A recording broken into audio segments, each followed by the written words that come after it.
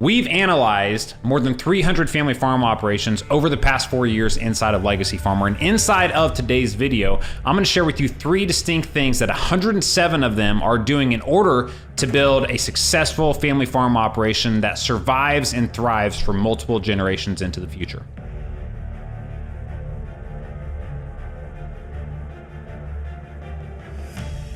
All right, let's get started with the first thing that we've noticed these 107 successful family farms are doing.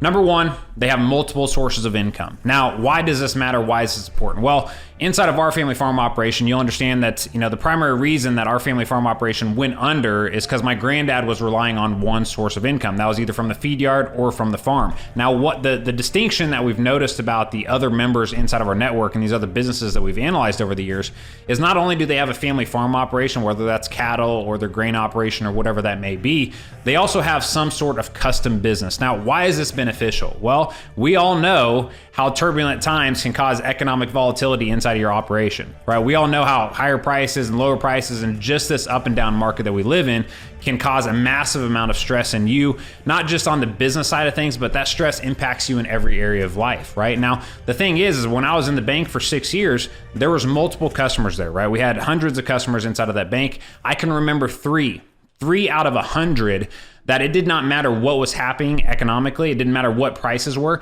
They were successful and consistently producing profits inside of their business year after year after year after year. Now, they were farming or they were working cattle just like everybody else, but they also had other businesses that flowed right along next to their primary ones, right? They worked in congruency with those other ones, but they generated additional profits for them and consistent profits year after year after year because they were providing a service. Okay, so just from the business standpoint, this is extremely valuable, right? Think about having consistent income year after year after year. Think about the stress that you are living through and passing on to your family and everybody else in your life because you just don't have the consistency that you want, right? And at the end of the day, we've looked at the data. We know what farmers and ranchers want across this country. A lot of them, they can't handle the volatility. They physically and mentally can't handle it. It destroys every area of their life and it impacts them in a massively negative way.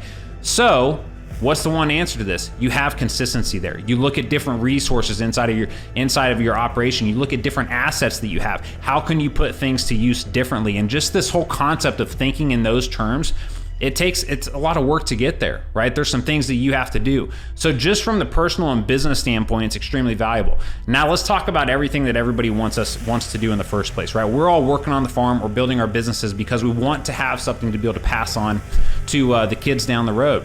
Well, I'm gonna tell you this for a fact. The only way to build an operation that survives and thrives for multiple generations into the future is you better have multiple sources of income because I've seen it multiple times, right? There's even people inside of my hometown where mom and dad started the operation. They've been working there for 50 years. Sons came back and they wanted to work on the farm operation. And mom, dad, of course, right? Emotionally, we want to be around our kids. We want the family there. We want that type of lifestyle that we're all accustomed to growing up in small town America. And we want them to come back. But the problem is though, is that you have one single farm operation that used to just be supporting one family, your mom and dad and your siblings, right? But now they're supposed to be supporting 3 or 4 on the same amount of revenue, same amount of income. I'm giving her all she's got, Captain! All she's got, is it good enough? Okay, now look at the flip side of this. If you spend your time focusing on, okay, I have these additional assets inside of my operation, instead of just having income from the farm, which again, you're dealing with economic volatility there and prices and you don't ultimately at the end of the day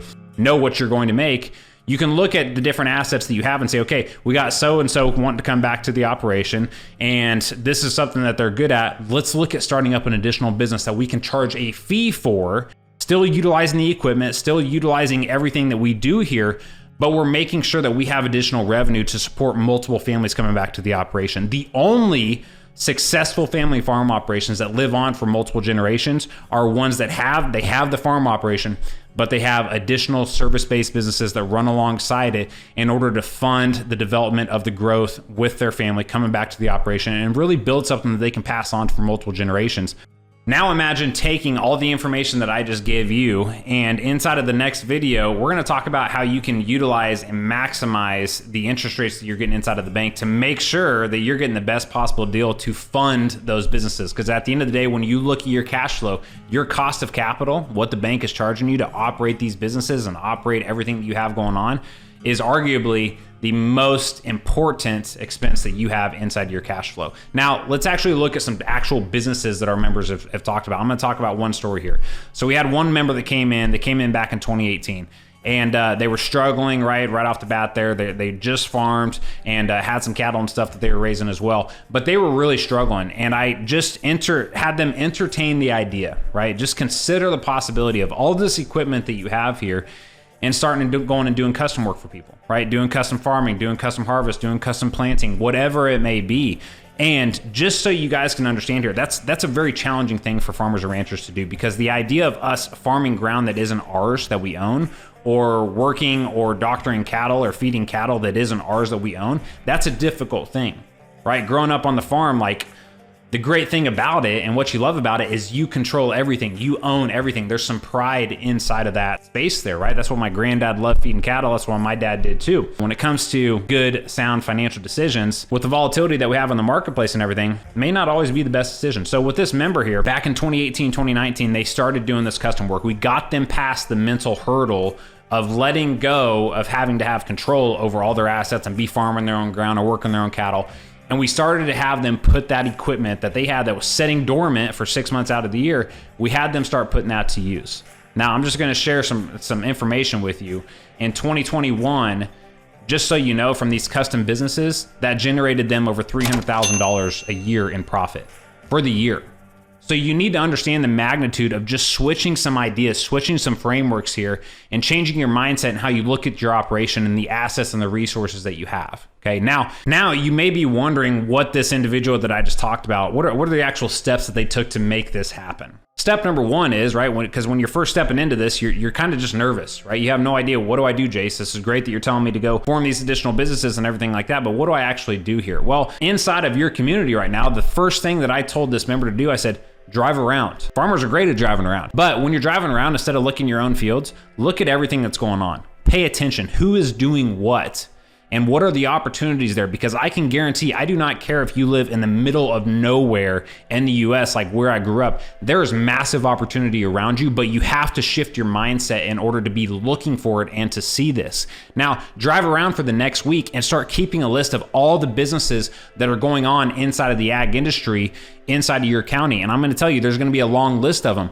But that's going to start opening up your mind here to different possibilities for you, okay? Moving into step number 2 that I told this member, I said, pull out your balance sheet. I want a detailed list of all your equipment, and then we're going to go through and actually assess your equipment. Okay, now great, we have all these opportunities listed out here. What can we actually do with this? Right? Where can we actually fulfill on an opportunity here with the assets we have here? I'm not talking about going and buying $1 million worth of equipment. I'm talking about looking at the current assets that we already have that are sitting dormant for a majority of the year or several months out of the year, and how can we reallocate those and get them to start producing additional revenue and profits for us year after year into the future. And again, if we have the list of opportunities, it's pretty easy to line that up to the list of equipment and then see where we can take advantage of some opportunities here. Moving into number 3, once you've identified the first 2 things, you start making calls. You start putting yourself out there. And I get, for farmers and ranchers, that's a really difficult thing to do. When I first started Legacy Farmer, I was very reserved. I did not like to talk on camera like I'm doing right now. I was very reserved. And there's a lot of people that can prove and say that they saw me go through that transition there. But you have to become a marketer. You have to be willing to take a step, right? To take a leap of faith and start talking to people about different things that you want to do. And then you start generating business that way. You get your name out there. Now, when you're doing this though, and you get your first opportunity, you better maximize the heck out of that. You better take advantage of that. And that's exactly what I told this member. When you get your first customer, you do an outstanding job for them. The customer service has to be top notch. I don't think it's any secret that inside of the ag industry, a majority of the customer service that we all experience is pretty much crap, right? It's not very good at all. Customer service is a profession. See, their morals, their code. It's a bad joke. Guys, when you look at it, a lot of people, they say, Jace, I'd love to do that, but it just seems like such a tall mountain to climb. It's really not, guys. When you start breaking it down into simple steps, just like this individual did here in the story, 3 steps. 3 steps. Fast forward 3 years, $300,000 in income. And income, that's not revenue. I'm talking in income. Cash money that they made this year. So you can very easily do the same thing. You just got to open your mind, look for the opportunities, assess your equipment and the list and the assets that you have and the resources that you have, start making calls and build the business. All right, my friends, so that concludes today's video. Now, I want to make sure that you come back for video number 2, because inside of video number 2, I'm going to share with you arguably the most important skill set that these 107 successful family farms have that a majority of us don't. And that involves walking into the bank and understanding how that game is played so that they make sure that they are getting the best